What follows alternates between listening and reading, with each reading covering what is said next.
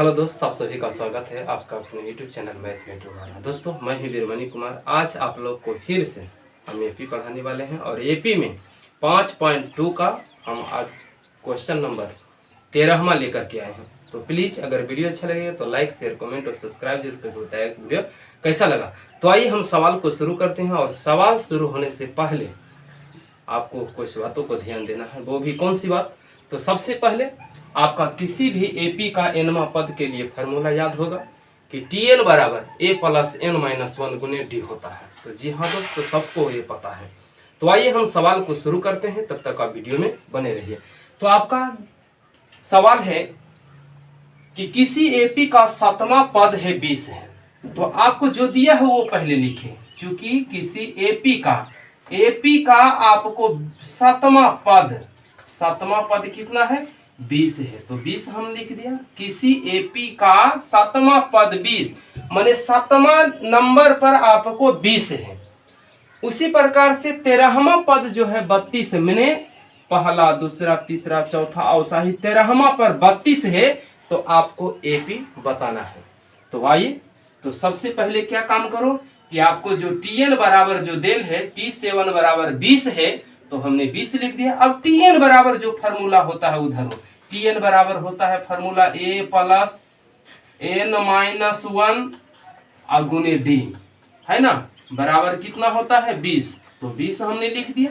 अब क्या, ए plus N के जगह पर 7 है तो 7 धरो, माइनस 1 है 1 गुने डी है तो डी लिखेंगे। अब जैसे 20 है 20 लिख दो। अब क्या काम करेंगे? ए प्लस ये बताओ 7 में से 1 गया 6, 6 गुने डी तक कितना हो जाएगा? 6 डी हो जाएगा, बराबर कितना? 20 है तो 20 हो गया। इससे आपको पहला समीकरण तैयार हो गया। अब क्या देखो, जब T7 आपको 20 था, जब T7 हमने निकाला तो a प्लस 6d बराबर 20 आया। अब क्या है? आपको 13वां पद भी देल है। 13वां पद कितना है? 32। तो 13वां पद के जब 32 लिखना है, T13 भी आपको 32 है। तो T13 बराबर कितना? 32 हो गया। तो 32 लिखना है।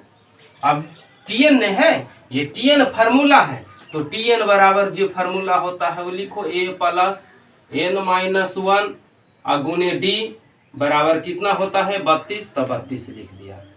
क्या कोई दिक्कत? कोई दिक्कत नहीं। अब a प्लस एन के जगह पर कैमा है? 13वां। तो 13 माइनस 1 गुने डी बराबर कितना हो गया? 32। तो 32 लिखेंगे।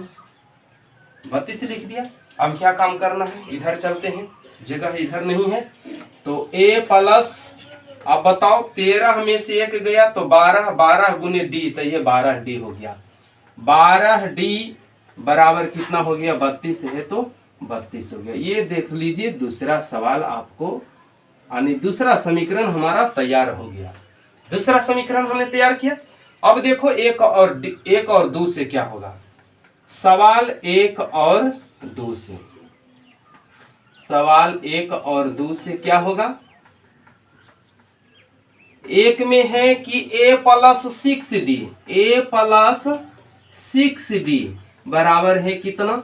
20। तो 20 लिख दिया। एगो में है a प्लस 12d, तो 12d बराबर कितना हो गया? 32। तो 32 हमने लिख दिया। अब देखो क्या काम करने, अगर दोनों रहता है, a भी रहेगा d भी रहेगा, तो किसी का नहीं मान निकलेगा। तो सबसे पहले क्या काम करो, आप तो a चाहे d में से किसी एक को हटाओ। तो हम चिन्ह को बदल देते हैं। चिन्ह को जब बदल देंगे तो क्या होगा? a हट जाएगा, a प्लस माइनस कैंसिल हो जाएगा। तो हमने कैंसिल कर दिया। अब 6 में से 12 जाएगा तो माइनस 6d बचेगा। अब देखो 20 में से 32 जाएगा तो कितना बचेगा? माइनस 12 बचेगा। माइनस 12 हो गया। अब d इसे निकालेंगे तो कितना होगा? 6 दूनी 12 हो जाएगा, यानी माइनस 12 बटे कितना? माइनस 6। भागा दीजिएगा तो कितना आएगा? 2 आएगा। अब d का मान किसी पर रख दो, समीकरण 1 और 2 पर। d का मान 1 से, है ना, d का मान हम 1 में रखते हैं।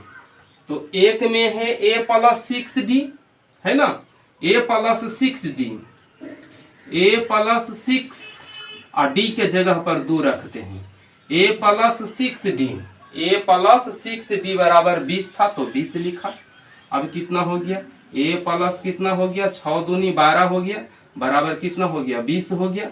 जब a निकालिएगा तो कितना होगा, 20, और इधर जाएगा तो 12 घट जाएगा, तो ये कितना हो जाएगा, घटाएंगे तो कितना होगा, 20 में से 12 जाएगा तो कितना होगा, 8 होगा। तो 8 हम लिख दिया। अब जब a और d मालूम हो गया तो आपको AP निकालना है। तो AP निकालने के लिए क्या काम करते हैं, पहला पद निकालने हैं, है ना। a निकाल लिए तो ये तो आपको a जब हो गया कितना, 8 ये हो गया, तो इसका मतलब ये है कि पहला पद भी हो गया।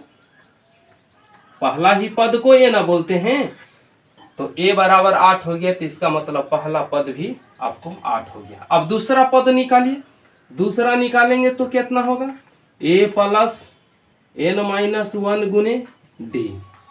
अब क्या काम, a के जगह पर धरिए, a के जगह पर 8 है, दूसरा निकाल रहे हैं तो 2 - 1, और d के जगह पर कितना है, d के जगह पर देखो, d के जगह पर आया है 2, तो 2 धरेंगे। अब कितना हो गया, ये 8 और प्लस ये 2 में से 1 जाएगा तो 1, और 1 गुने 2 तो ये कितना हो जाएगा, 2, तो ये कितना हो गया आपका, 10 हो गया।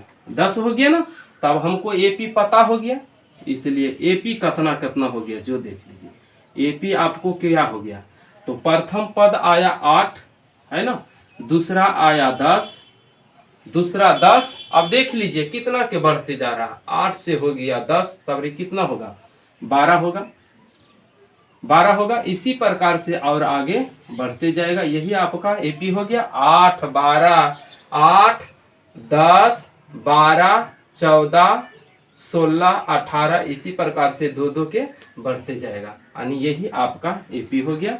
तो दोस्तों अगर ये सवाल आपको अच्छा लगा होगा तो प्लीज़ लाइक, शेयर, कमेंट और सब्सक्राइब जरूर करके बताइएगा वीडियो कैसा लगा।